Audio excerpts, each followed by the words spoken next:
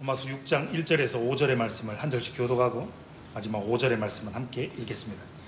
신약성경 246쪽입니다. 1절입니다. 그런즉 우리가 무슨 말을 하리요? 은혜를 더하게 하려고 죄에 거하겠느냐? 그럴 수 없느니라. 죄에 대하여 죽은 우리가 어찌 그 가운데 거하리요? 무릇 그리스도 예수와 합하여 세례를 받은 우리는 그의 죽으심과 합하여 세례를 받은 줄을 알지 못하느냐? 그러므로 우리가 그의 죽으심과 합하여 세례를 받음으로 그와 함께 장사되었나니 이는 아버지의 영광으로 말미암아 그리스도를 죽은 자 가운데서 살리심과 같이 우리로 또한 새 생명 가운데서 행하게 하려 합니다. 함께 읽겠습니다. 만일 우리가 그의 죽으심과 같은 모양으로 연합한 자가 되었으면 또한 그의 부활과 같은 모양으로 연합한 자도 되리라. 아멘. 오늘은 로마서 6장 1절에서 5절의 말씀을 가지고 예수와 합하여 받은 세례라는 제목으로 함께 하나님의 말씀을 나누며 은혜를 나누고자 합니다. 제가 오늘 굳이 설교를 안 해도 되겠는데요. 장로님 기도회 그리고 성가대 전원 성가대가 일어서셔서 하는 그냥 특성만으로도 제 마음이 참 울컥 올라와서 굳이 제가 설교를 안 해도 되겠죠. 이렇게 말씀을 통해서 함께 은혜를 나누고자 합니다. 여러분, 세상을 살다 보면 우리가 좀 자랑하는 것들이 생기지 않습니까? 여러분은 무엇을 자랑하며 살아가시고 계십니까? 얼마 전에 인터넷에 스티커 하나 때문에 굉장한 갑론을박이 일어났던 적이 있습니다. 혹시 보셨습니까? 요거 한번 보신 적 있습니까? 아래 신청하기 버튼을 클릭해서 이렇게 신청을 하면 스티커를 나눠준다는 겁니다. 우리 장로님 잘 아시겠지만 영어로 써서 죄송합니다. 스티커에 보면 I am mom, 난 엄마다. I am father, I am dad, 난 아빠다. 그리고 proud parent, 자랑스러운 부모님. 무슨 말입니까? 서울대생을 둔 아빠 엄마에게 자랑스러운 부모라고 적힌, 그리고 나는 서울대 다니는 자녀를 둔 엄마입니다. 나는 서울대 다니는 자녀를 둔 아빠입니다라는 스티커를 나눠주겠다. 신청하면 배포해 주겠다라고 밝혀서 이건 학벌주의 아니냐? 애들 줄 세우기 아니냐? 이런 문화를 조장한다라고 비난이 굉장히 심하게 일었습니다. 다른 한편에서는 아니 다른 해외 대학들은 저거 당연히 굿즈로 판다.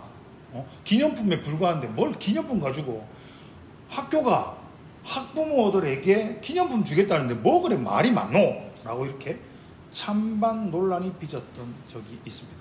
여러분 어떻게 생각하십니까? 저는 어떻게 생각하십니까? 학교 담당자로서 아무 생각이 없으십니까? 뭐 여러 생각이 있을 수 있죠. 저는 어때? 우리 애가 다니는 학교에서 굿즈 받고 기념 받는 거 가능하지. 그래도 저건 좀 아니지 않느냐. 애들 대학 서울대 보냈다고 그걸 가지고 이렇게 스티커까지 나눠주면 저건 좀 아니야. 여러 가지 생각이 있을 수가 있습니다. 자랑이죠. 자녀가 서울대 다니는 거. 자신이 서울대 나온 것도 굉장히 자랑일 수 있고요. 그리고 자기의 아들들이 딸들이 좋은 대학, 특히 우리나라에서 제일 좋은 대학을 다닌다는 거 자랑일 수 있습니다. 그럼 여러분에게 한번 물어보겠습니다. 여러분 무엇을 자랑하며 살아가고 계십니까? 학벌이 좀 되십니까? 학벌을 자랑하고 계십니까?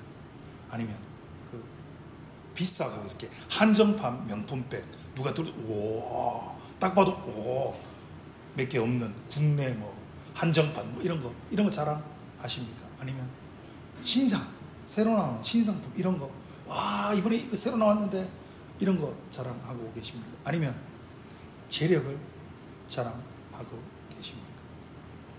초대교회 성도들에 관한 기록이 남겨진 문헌들을 살펴보면 그들이 자랑했던 것, 그들이 자랑스러워했던 것은 바로 그들의 이름이었습니다.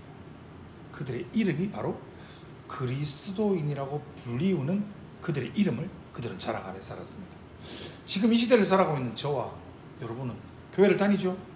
절에 다니시는 분들은 없으시죠? 저는 하늘영광교회를 다니고 있습니다. 여러분 어디 다니고 계십니까? 화명 중앙교회 다니고 계십니다. 그런데 지금 이 시대를 살아가고 있는 우리에게 어디 교회 다니십니까? 저는 하늘영광교회 다닙니다. 화명중앙교회 다닙니다. 라는 이런 고백과는 초기 교회 시대의 그리스도인이라는 이름은 그들의 고백은 전혀 차원이 다른 문제였다라는 거죠. 그들에게 있어서 나는 그리스도인입니다, 나는 그리스도인입니다라는 이 고백은 그냥 단순한 고백이 아니었기 때문이죠. 그들은 나는 그리스도인입니다라는 이 고백에 그들의 삶 전부를 걸었습니다. 그 고백에 그들은 그들의 목숨조차 걸었던 사람이라는 말입니다. 나는 그리스도인입니다라는 이 고백으로 인해서 고문을 통해서 그들은 살이 찢겨 나갔고, 짐승의 기름이 칠해져서 화형에 처해졌고, 짐승우리에 집어 던져지는 그런 일들을 그들은 당하였기 때문입니다. 성경은 무엇라 말씀하십니까? 로마서 10장 10절의 말씀입니다. 같이 한번 읽어보겠습니다. 시작. 사람이 마음으로 믿어 의에 이르고 입으로 시인하여 구원에 이르느니라. 아멘. 초대교회 성도들이 그들의 입으로 시인했던 그 고백은 어마어마한 무게였던 거죠. 성경도 말하지 않습니까? 마음으로 믿어서 의에 이르고, 그리고 그것을 입으로 시인하여 구원에 이른다라고 말입니다. 나는 그리스도인입니다라는 그 고백 속에 그들의 전 인생, 그들의 목숨이 다 담겨 있었던 것이죠. 그럼 우리는 초대교회 성도들이 받았던 세례, 도대체 세례가 무엇이었는가라는 질문을 다시금 던지고 생각해 보아야 합니다. 혹시 세례 안 받으신 분 계십니까? 받았습니까? 유아세례, 입교 아직은 했습니까? 아직. 다 세례 받으셨죠? 여러분, 세례가 무엇입니까? 세례는 신자의 신앙에 대한 최초의 공적 고백이지 않습니까? 내가 예수를 믿는 사람입니다, 내가 예수 그리스도 합하여 한 사람이 된, 새 사람이 된 사람입니다. 바로 최초의 믿음의 공적인 고백이 세례이지 않습니까? 나는 그리스도인입니다라는 고백을 공적으로 최초로 고백하는 자리가 바로 세례의 자리였습니다. 그렇다면 도대체 세례가 어떠한 자리이기에, 도대체 세례가 어떠한 의미이기에 사람들에게 있어서 가장 중요한 목숨을, 생명을 그냥 내어놓을 수 있는 자리까지 그들은 담대하게 나아갈 수 있었던 것일까요? 오늘 우리가 읽었던 로마서 6장의 본문은요, 세례의 의미에 대한 사도 바울의 설명의 부분입니다. 다른 부분도 많지만 오늘은 특별히 세례의 부분에 대해서 집중적으로 함께 살펴보면서 은혜를 나누고자 합니다. 바울은 본문을 통해서요, 세례가 단순한 의식 혹은 예전적인 절차로서 세례를 설명하고 있는 것이 아닙니다. 그가 본문을 통해서 말하고자 했던 것은 세례의 영적인 의미입니다. 저와 여러분에게 필요한 것이 바로 이것이죠. 저희 교회는 앞으로 몇 주간 오후 예배를 통해서 세례에 대해서 함께 말씀을 통해서 살펴볼 예정입니다. 세례의 의미를 설명하고 있는 본문은 로마서 전체 내용에서의 중심부죠. 심장부라고 할 수 있죠. 오늘 읽었던 2절의 말씀을 한번 보실까요? 그럴 수 없느니라. 죄에 대하여 죽은 우리가 어찌 그 가운데 더 살리요. 아멘. 로마서 6장 2절이요, 로마서 전체 내용의 중심이 되는 말씀입니다. 뭐라 말씀하십니까? 그럴 수 없다는 겁니다. 죄에 대해서 우리가 죽었다는 거죠.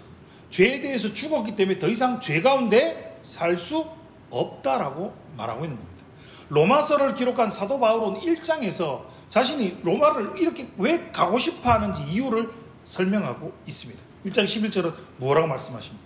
내가 너희를 보기를 간절히 원하는 것은 어떤 신령한 은사를 너희에게 나누어 주고 싶어 하는 거죠. 그 나누어 줌을 통해서 어떻게 해요? 너희를 견고하게 하려 함이니라고 성경은 말씀하고 있죠. 바울은 로마를 가고 싶어 했습니다. 로마를 간절히 가고 싶어 했던 이유가 무엇입니까? 어떠한 신령한 은사이죠. 여기서 은사는 선물이라는 단어로 바꿀 수 있습니다. 그럼 어떤 신령한 선물을 나누어 주어서 너희를 견고하게 하기 위함이다 라고 말하는 거죠. 신령한 은사는 무엇입니까? 신령한 선물은 무엇입니까? 이건 바로 영적인 선물이죠. 이는 진실로 신비하고 놀라운 거죠. 이 땅에서는 도무지 이해조차 되지 않는 하늘의 선물이 우리에게 주어졌다라는 사실을 바울이 가지고 있다. 그리고 이것을 좀 너희들에게도 전하여 주고 싶은 불타는 바울의 마음이었던 것이죠. 여러분, 좋은 식당, 좋은 곳을 가면 어떤 생각이 드십니까? 아, 여기 아내와 사랑하는 사람들과 다시 와봐야 되겠다. 이런 생각, 저만 드는군요. 안 드시는군요. 보통 좋은데 찾으면, 이 집 진짜 맛있다. 와, 가격도 성능비도 괜찮고, 뷰도 괜찮고, 와, 너무 좋은데. 그러면 저는 그런 데를 자주는 못 가지만 한 번씩은 집사람을 데리고 가거든요. 여러분은 안 그러시는 거죠? 자기가 좋은 걸 가지고 있으면, 좋은 걸 경험하면 소중한 사람, 아끼는 사람, 사랑하는 사람에게 그 나눠주고 보여주고 가르쳐주고 싶은 게 우리의 마음이잖아요. 바울이 이 놀라운 하늘의 신비를, 하늘의 선물을 가지고 있다고. 이 선물을 가지고 있으면, 이 선물을 가지고 있으면 지금 고통받고 핍박받고 있는 저 로마를 찾아가서 그들에게 이거 선물을 좀 전해주면, 이 신령한 은사를, 이 신령한 선물을 전해주면 지금 당하고 있는 고난과 핍박과 박해 속에서 고통받고 있던 그들이 요동치 않고 그 고난 가운데서 견고하게 설 수 있다는 것을 바울이 확신을 가지고 있었다는 거죠. 그렇다면 바울이 말하고 있는 이 선물이 과연 무엇입니까? 그것은 바로 로마서가 말하고 있는, 로마서 전체가 말하고 있는 하나님의 복음이죠. 바울은 복음의 영적 진수를 로마서 6장에서 이렇게 설명하고 있는 겁니다. 무엇을 통해서 말이죠? 복음으로 인하여서 한 사람이 어떻게 바뀔 수 있는가? 완악했던 그 한 사람이 어떻게 새로운 사람으로 거듭날 수 있는지, 다시 태어날 수 있는지를 세례의 의미를 설명함으로써 이야기하고 있는 겁니다. 즉, 세례의 의미를 통해서 복음의 진수가 드러나고 있는 거죠. 오늘 본문 3절의 말씀입니다. 한 목소리로 같이 한번 읽어보겠습니다. 시작. 무릇 그리스도 예수와 합하여 세례를 받은 우리는 그의 죽으심과 합하여 세례를 받은 줄을 알지 못하느냐. 아멘. 감사합니다. 뭐라고 말씀하고 있습니까? 무릇 그리스도 예수와 합하여 세례를 받은 우리는 그의 죽으심과 합하여 세례를 받았다라고 말하고 있는 거죠. 바울은 우리가 세례를 받은 것은 그리스도와 연합되는 것이라고 말씀합니다. 그런데 그리스도께서 십자가에서 죽으신 분이시기 때문에 우리가 세례를 받는다라는 것은 십자가에서 죽으신 예수 그리스도와 연합되어서 나도 그곳에 함께 죽은 사람이 되는 것이다 라고 설명하고 있는 겁니다. 바울은 거기에 멈추지 않죠. 4절과 5절은 이렇게 말하죠. 그러므로 우리가 그의 죽으심과 합하여 세례를 받음으로 그와 함께 무엇이 되었다고요? 장사가 되었다. 이는 아버지의 영광으로 말미암아 그리스도를 죽은 자 가운데서 살리심과 같이 우리로 또한 새 생명 가운데서 행하게 하려 함이라 라고 말합니다. 이어지는 5절은 뭐라 말합니까? 만일 우리가 그의 죽으심과 같은 모형으로 연합한 자가 되었으면 또한 그의 부활과 같은 모양으로 연합한 자도 되리라 라고 말씀하십니다. 놀라운 신비죠. 이게 복음의 신비인 거죠. 예수 그리스도께서 부활하신 것처럼 우리도 세례를 받음으로 그리스도와 연합하여서 함께 연합하여 그분의 부활처럼 함께 부활할 것이라고 말씀하고 계십니다. 믿으십니까? 네. 여러분, 하나님의 은혜의 복음은 너무 신비롭고 너무 놀랍지 않습니까? 이 복음이 실제로 죄로 인해서 영원히 죽을 수밖에 없는 한 사람 속에서 우리 안에 이 복음이 심겨지면 어떠한 변화를 만들어내고 있는지를 한번 생각해 본다면 여러분, 실로 엄청난 일이 아닐 수 없습니다. 바울은 그것을 스스로 직접 경험한 사람 아닙니까? 복음이 한 사람을 그리스도와 함께 완전하게 죽은 사람이 되게 하고 그리스도와 함께 완전히 새 사람으로 다시 살아난 존재, 거듭난 존재가 되게 하는 것이 바로 복음이다 라고 말씀하고 있는 겁니다. 그것이 바로 세례의 과정을 통해서 말입니다. 그래서 성경은 선포합니다. 그런즉 누구든지 그리스도 안에 있으면 새로운 피조물이라. 이전 것은 지나갔으니 보라 새 것이 되었도다. 아멘. 그리스도와 함께 그리스도 안에 복음이 한 사람에게 심기어져서 그 복음이 작동될 때, 적용될 때 그 사람 전체가 존재론적인 변화가 일어나고 만들어진다는 겁니다. 이전 것은 지나가고 새로운 피조물이 되었음을, 그리고 그 복음이 우리를 새로운 피조물 되게 함을 확실하게 믿으시기 바랍니다. 아멘이시죠? 그런데 여기서부터가 문제입니다. 분명히 우리가 다 아멘했는데 이게 분명히 하나님의 말씀입니다. 분명히 말씀이고 내가 믿는다고 아멘도 했는데 게다가 세례 안 받으시면 없다며요. 나는 세례까지 받았는데 나는 분명히 새로운 피조물이 되었다 라고 말씀하시는데 문제는요, 이게 내 피부에 와닿지 않는 것. 아, 저 빼고 다 와닿으시는 거예요. 죽고 새로운 피조물이 되었다는 게 와닿으시는 거죠. 본문의 말씀이 우리에게 충격으로 감동으로 와닿지 않는 이유가 이겁니다. 본문의 말씀이 우리의 경험적인 차원을 넘어선다라는 거죠. 이게 무슨 말인가 하면요, 우리가 그리스도와 함께 죽었고 그리스도와 함께 살았다라는 이 진리가 우리의 경험에서는 실제 경험되는 진리가 아니기 때문인 거죠. 한번 물어보겠습니다. 여러분들 중에 혹시 죽었다가 살아나신 분 계십니까? 없으십니까? 신앙생활 한 50년, 60년씩 하시면 한 번쯤 죽었다가 살아나셔야 되는 거 아닙니까? 죽으셨던 분은 여기 앉아서 함께 예배를 드릴 수가 없습니다. 그런 경험 있으십니까? 죽을 뻔한 경험. 얼마 전에 한 기사를 봤습니다. 남자 어르신이 90세가 조금 넘으셨습니다. 이제 나이가 좀 드셔서 가족들 보고, 아이고 빨리 죽어야지, 내가 더 살아가면 망했노, 빨리 죽어야지, 맨날 그 얘기를 하고 살았답니다. 그러다가 진짜 어느 날 위독하셔서 병원에 응급으로 실려 가셨답니다. 그래서 가족들이 이제 진짜 연세도 있으시니까 쉽지 않겠다라고 생각했는데 며칠을 사경을 하시다가 일어나셨답니다. 기적적으로. 그런데 그 어르신이 첫 마디가 와 진짜 죽을 뻔했다. 맨날 죽겠다라고 하는 말을 입에 달고 살았는데도 막상 죽음의 민떡을 경험하고 나니까 아니라는 거죠. 저도 죽을 뻔한 적이 있습니다. 저는 떡을 잘 못 먹습니다. 뭐든지 잘 먹게 생겼지만 떡을 잘 못 먹습니다. 왜냐하면 어린 시절 떡을 먹다가 떡에 목에 걸린 적이 있습니다. 아시잖아요. 왜? 떡이 목에 걸려서 막혀서 거의 죽을 뻔한 경험이 있어서 일종의 두려움이죠. 일종의 트라우마가 있어서 그걸 아시는 이제 저희 본가, 인천집 본가에서는 새해가 돼서 보통 뭐 먹습니까? 떡국 먹잖아요. 떡에 대한 그런 게 있으니까 저희 집은 저를 위해서는 떡국을 아예 주지 않았죠. 그냥 밥을 주었죠. 떡에 대한 트라우마가 있어서. 그런데 제가 여러분 목사이지 않습니까? 교회 사역을 하다 보면 교회 행사 많죠? 잔치 얼마나 많습니까? 그때 뭐 합니까? 다 떡입니다. 맨날 떡입니다. 종류도 다양합니다. 이름도 듣도 보도만 떡 무슨 기관에서 무슨 행사하면 떡 게다가요 남으면 떡 다 뭐 할까요? 다 교육자 줍니다. 아우 목사님 수고하셨죠. 아우 목사님 행사한다고 얼마나 큰일이야. 이거 떡 남았는데 주십니다. 그리고 지나가던 권사님, 지나가던 집사님들이요, 목사님 고생하셨습니다. 내 떡 드릴게요 라고 자기들의 떡도 주고 갑니다. 이렇게 20년을 사역을 했지 않습니까? 그런데 목사가 주면 아우 권사님 제가 떡을 못 먹는데 불가하잖아요. 주면 주는 대로 다 받아갑니다. 그럼 20년을 그렇게 목회하다 보니까 떡을 안 먹을래 안 먹을 수가 없게 되었습니다. 그래서 진짜 요만큼씩 뜯어서 먹었습니다. 요만큼씩. 안 죽고 살아볼게라고. 그런데 이렇게 좀 먹다 보니까 이제는 떡을 먹는 게 조금 자연스럽게 안 죽을 수 있겠구나, 먹어도 살겠구나 라는 것을 체득하게 되었습니다. 죽을 뻔한 경험만으로도 그 음식에 대한 트라우마를 극복하는 데 굉장히 오랜 시간이 걸립니다.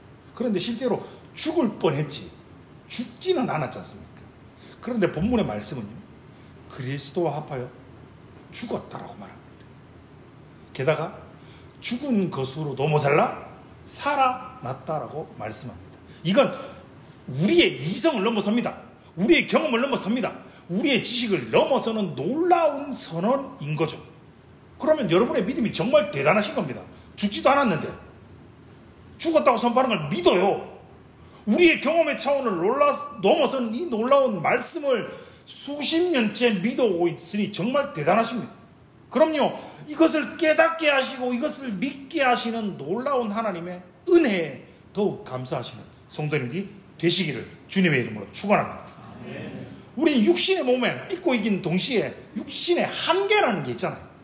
육신의 한계를 가지고 있기 때문에 이해하는 것도 경험하는 것도 모든 한계를 가지고 있는 거죠. 어떻습니까? 내가 본 거, 내가 들은 거, 내가 경험한 거, 그리고 내가 알고 있는 것이 전부다라고 생각하는 경향이 육신의 제한이 때문에 있다는 거죠.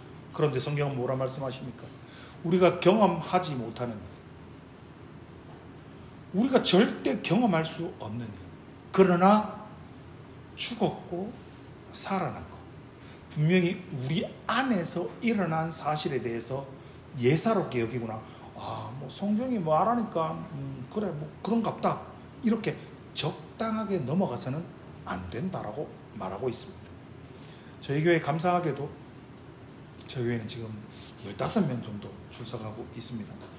어른 성도 8명, 아이들 7명인데 저희는 영유아부, 초등부, 중등부, 고등부, 대학부, 20대, 30대, 40대, 50대까지 연령대가 고루루 쫙 감사한 일이죠. 올해 추수감사절기에 맞춰서 유아세례 1명, 올해 12월에 첫 돌이 되는 그 아이 유아세례와 입교 4명을 위해서 준비하고 있습니다. 이 모든 것들이 관심 가져주시고 기도해 주시고 함께 해주신 여러분의 은혜라고 생각을 합니다. 그래서 오후 예배를 통해서 그리고 주중에 교육을 통해서 세례가 무엇인지 이 예식과 교육 과정을 통해서 사랑하는 우리 다음 세대의 자녀들이 그들의 믿음을 교회 앞에 서서 공적으로 나는 그리스도인입니다 라고 고백하며 이렇게 참된 믿음의 자녀들로 자라갈 수 있도록 기도해 주시기 바랍니다. 그래서 여러분, 세례는 신비입니다. 세례는 자신의 믿음을 최초로 공적인 자리에서 고백했던 초대교회의 성도들의 모습처럼 각자의 신앙을 공적인 자리에서 고백하는 귀한 자리가 바로 세례입니다. 그럼 우리는 어떻게 해야 됩니까? 교회에서 세례의식을 베풀 때 빨리 마치고 가야 되는데 세례의식 하면 문 다 빼야 되고 일어나서 세례의식 하다가 길어지는데, 이게 아니라 여러분의 교회에서 세례예식이 베풀어질 때 우리는 앉아서 함께 공적인 그 선언을 듣고 그들을 환영하고 우리 교회 성도가 되었다라는, 우리는 다시금 우리의 믿음을 돌아봐야 되는 겁니다. 우리의 세례의 기억을 다시금 기억하는 성도님들이 되시기 바랍니다. 나도 그랬다.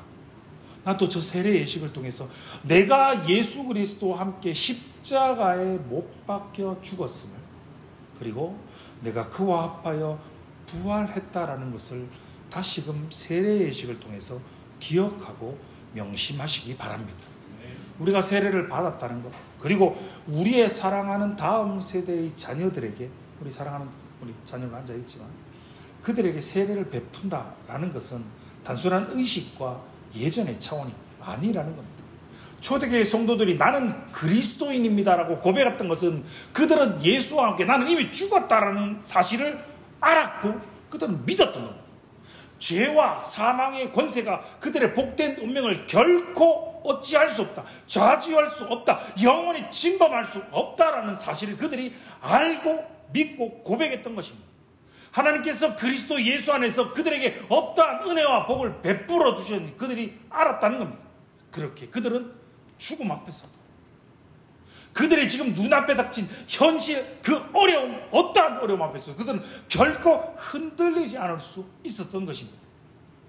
사랑하는 성도 여러분, 나는 그리스도인입니다를 고백하며 선포하며 주님 다시 이 땅에 재림주로 오시는 그날까지 흔들리지 않는 말씀의 터 위에 굳건히 서셔서 참된 성도의 삶, 예수 그리스도와 합하여 세례를 받은 자답게 내 안에 가는 새 생명을 가지고 주님이 기뻐하시는 삶, 주님께만 영광을 돌리는 삶, 주님의 피로 값주고 사신 교회를 위하여 복된 삶을 살아가시는 모든 성도님들 되시기를 주님의 이름으로 축원합니다.